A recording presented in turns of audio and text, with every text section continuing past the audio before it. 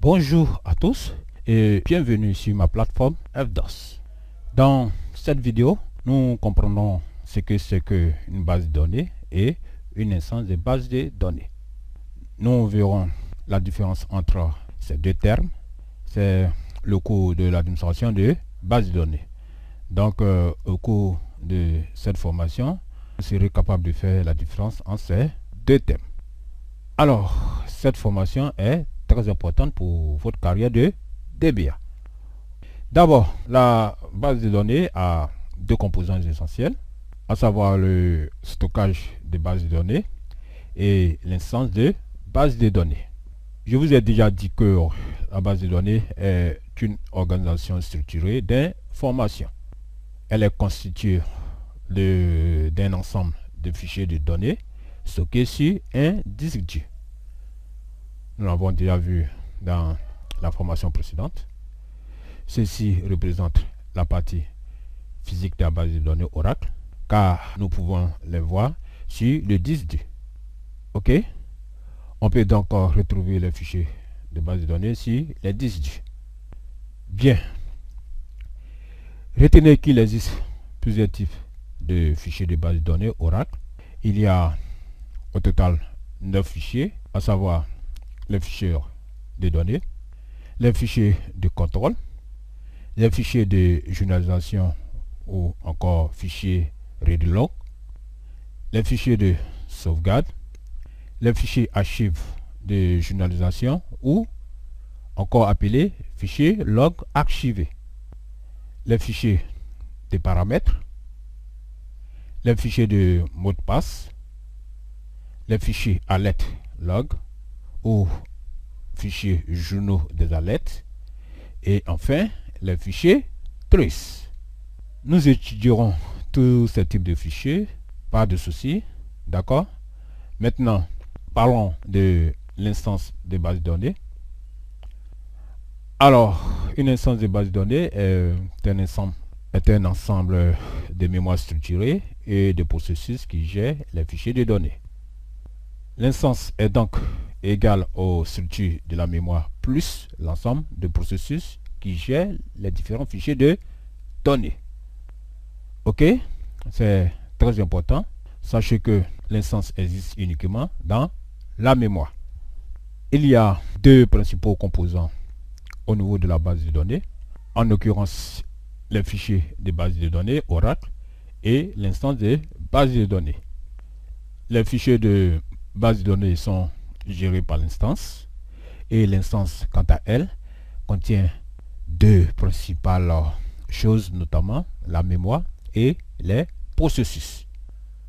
En d'autres termes, l'instance est un programme qui tourne dans la mémoire RAM du serveur. Elle est créée par Oracle chaque fois que votre base de données est démarrée. Chaque fois que vous démarrez votre base de données, l'instance démarre automatiquement. Ok? Ça a été fait comme ça car la mémoire est plus rapide que les disques durs. Alors, la base de données ne lit pas les informations directement dans les fichiers sur le disque dur. L'instance qui est un programme les charge dans la mémoire du serveur.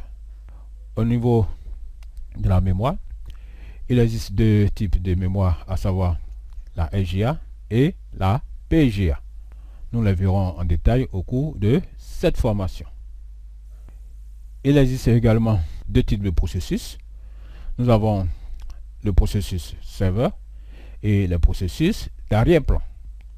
Retenez ceci. Chaque fois une base de données tourne, elle est associée à au moins une instance de base de données. Une autre importante remarque, l'instance est dans la mémoire RAM et la base de données est sur le disque dur. Une instance ne peut exister sans la base de données et une base de données ne peut exister sans l'instance. Les deux sont liés. Cela est une bonne information pour vous.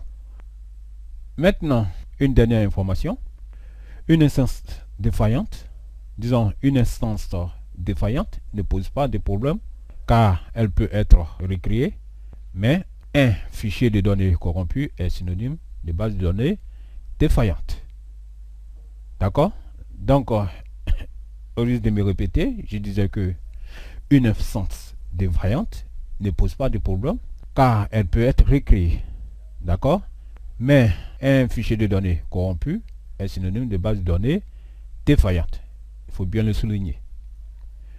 Une autre chose pour bien comprendre la différence entre la base de données et l'instance de base de données.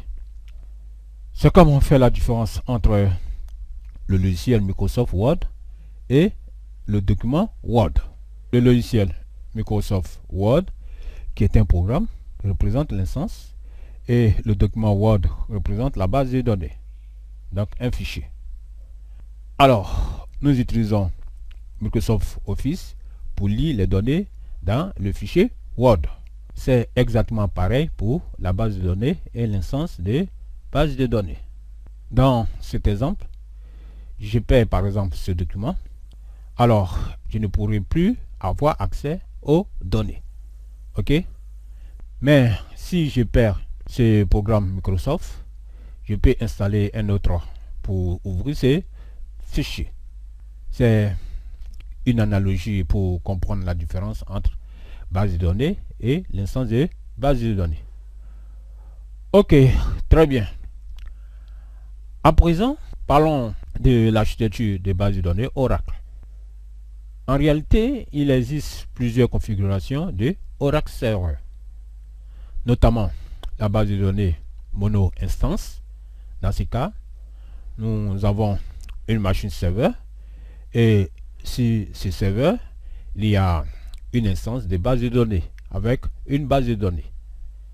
C'est donc une relation 1 à 1, une instance, une base de données.